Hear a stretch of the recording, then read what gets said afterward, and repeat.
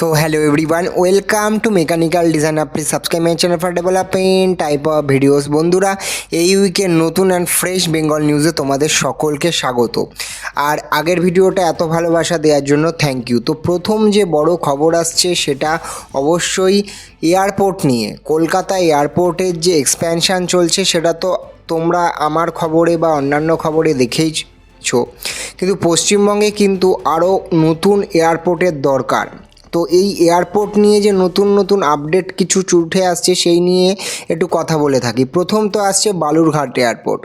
Union minister Sukanta Majumdar কিন্তু civil aviation মিনিস্টারদের সাথে, যে সেন্ট্রালের মিনিস্টার আছে তার সাথে দেখা করেছেন to start resume services in the Balurghat airport.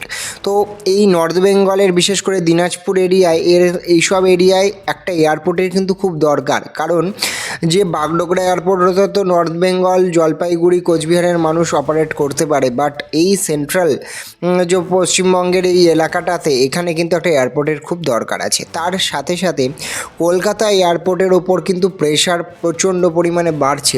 তার সাথে সাথে কলকাতার আশেপাশে কিন্তু নতুন এয়ারপোর্ট বা পুরনো এয়ারপোর্টকে নতুন করে চালু করারও কথা আমরা ভাবতে পারি। সেই বিষয়ে দেখতেই পাচ্ছেন, survey of Behala flying club carried out as a part of efforts to revive the air strip. তো বেহালায় যে এয়ারপোর্ট আছে আপনারা জানেন, সেখানে কিন্তু কিছু টেস্টিংও চলছে যাতে সেখানেও যদি কোনো রকম অপারেশান চালু করা যায়। পশ্চিমবঙ্গের এই মুহূর্তে এয়ারপোর্ট, নতুন একটা এয়ারপোর্ট তৈরি করার, ইন্টারন্যাশনাল এয়ারপোর্টও তৈরি করার খুব দরকার আছে। তার সাথে সাথে কল্যাণীকেও কিন্তু একটা বিবেচনায় আনা হচ্ছে। দেখতেই পাচ্ছেন কল্যাণীতে হবে বিমানবন্দর, জোরালো বার্তা শান্তনুর। তো এই ধরনের বিভিন্ন খবর আসছে, কিন্তু মোর ওভার এটা দরকার, পশ্চিমবঙ্গে এয়ারপোর্টের কিন্তু খুব দরকার আছে, কারণ এই ধরনের এয়ারপোর্ট না থাকলে রাজ্যের উন্নতি কিন্তু সম্ভব নয়। তারপরে যদি আমরা নতুন বন্দে ভারত ট্রেন নিয়ে কথা বলি, রিসেন্ট সময়ে ভারতবর্ষে অনেক কটা বন্দে ভারত ট্রেনের কিন্তু উদ্বোধন হতে চলেছে। অলরেডি আপনারা জানেন বন্দে ভারত কিন্তু হাওড়া থেকে বিভিন্ন লোকেশনে অলরেডি অপারেট হয়। হাওড়া থেকে পুরী অবধি বন্দে ভারত, নর্থ বেঙ্গলের বন্দে ভারত। এখন কিন্তু স্লিপার বন্দে ভারত কিন্তু একটা নতুন সংযোজন।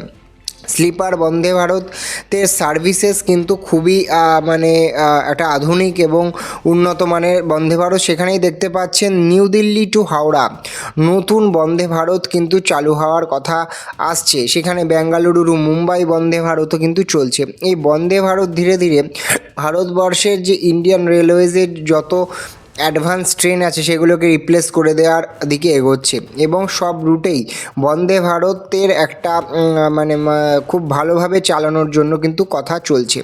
তারপরে যদি পশ্চিমবঙ্গের দিকে তাকাই, Paschimbanga best, West Bengal best একটা কোম্পানি যেটা আইটিসি, তারা কিন্তু রিসেন্ট সময়ে সিএম শুভেন্দু অধিকারীর সাথে দেখা করেছেন তাদের ফিউচার ইনভেস্টমেন্ট প্ল্যানিংয়ের ব্যাপারে। সেখানে আইটিসি নট অনলি তাদের ফুড প্রসেসিং ইউনিট, তার সাথে সাথে আইটি সেক্টরেও একটা বিপুল বিনিয়োগ করে।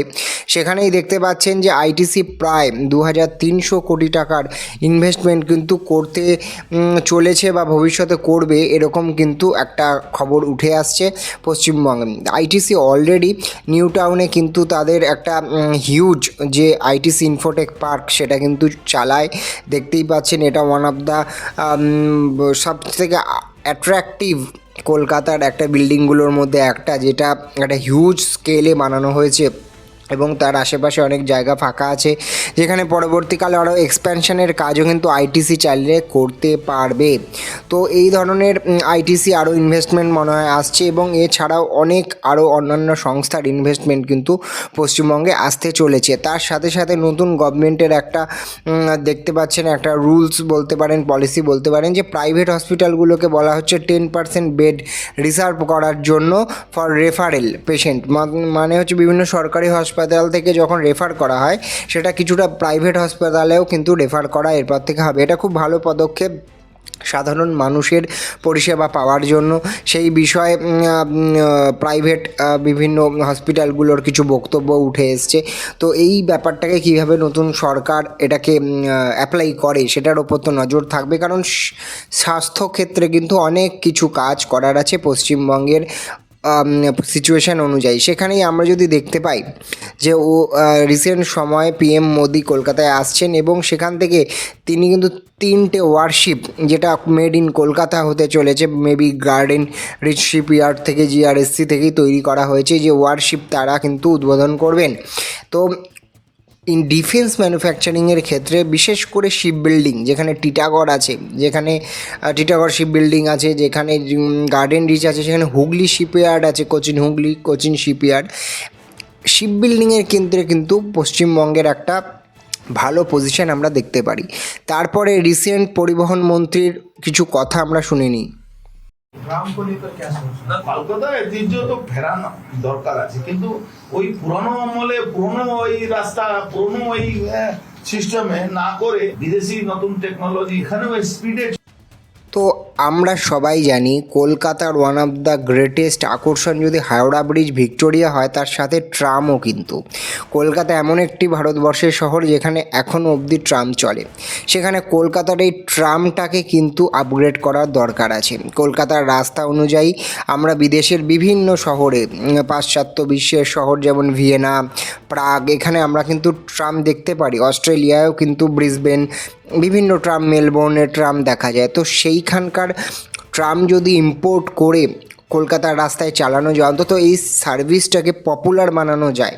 আপনারা জানেনই এখনকার রিলসের জগৎ, এখন একটা আধুনিক কোনো কিছু করলেই সেটা কিন্তু খুব পপুলার হয়ে যাবে। সুতরাং বিদেশ থেকে ট্রাম সেট ইম্পোর্ট করে যদি কলকাতার রাস্তায় চালানো যায়, এই ব্যাপারে কিন্তু রাজ্য সরকার বিবেচনা করছে। তার জন্য আগে রাস্তায় যে ট্রাম লাইন আছে সেটাকেও রক্ষণাবেক্ষণ করা দরকার, তারপরেই তো ট্রামটাকে রাস্তায় চালানো যাবে। কিন্তু এই পদক্ষেপটাকে সাধুবাদ জানানো হয় এবং এটা কত তাড়াতাড়ি গ্রাউন্ডে হয় সেটার ওপরও কিন্তু নজর থাকবে। অন্তত কম কোয়ান্টিটিতে পারচেস করে নতুন করে একটা পাইলট প্রজেক্ট হিসেবেও কিন্তু এটাকে চালানো যেতে পারে। এটা কিন্তু হিউজ পপুলারিটি পাবে, নট অনলি ওয়েস্ট বেঙ্গলে, তার বাইরে পুরো দেশের মধ্যে। কারণ পশ্চিমবঙ্গের কলকাতা এমন একটা সিটি যেই শহরের মধ্যে আধুনিকতাও আছে, পুরনো যে ব্রিটিশদের ফেলে যাওয়া স্থাপত্য আছে। তো সেই দিক থেকে আমরা যদি কলকাতাকে একটা নতুন ভাবে সাজাতে পারি, নতুনভাবে একটা দিশা দেখাতে পারি, তাহলে কিন্তু এই ট্রাম সিস্টেম একটা খুব ইম্পর্টেন্ট বিষয় হিসেবে উঠে আসবে। তো দেখা যাক কত তাড়াতাড়ি এটা ইমপ্লিমেন্ট হয়। আর প্লিজ তোমরা আমার ভিডিওটাকে লাইক, শেয়ার, সাবস্ক্রাইব করো। বেশিরভাগ মানুষই লাইক করে না, সাবস্ক্রাইব করে না, এতে আমার মোটিভেশনও থাকে না। প্লিজ আমাকে হেল্প করো। প্রত্যেকটা অথেন্টিকেট নিউজ আমি এই চ্যানেলের মাধ্যমে নিয়ে আসার চেষ্টা করি।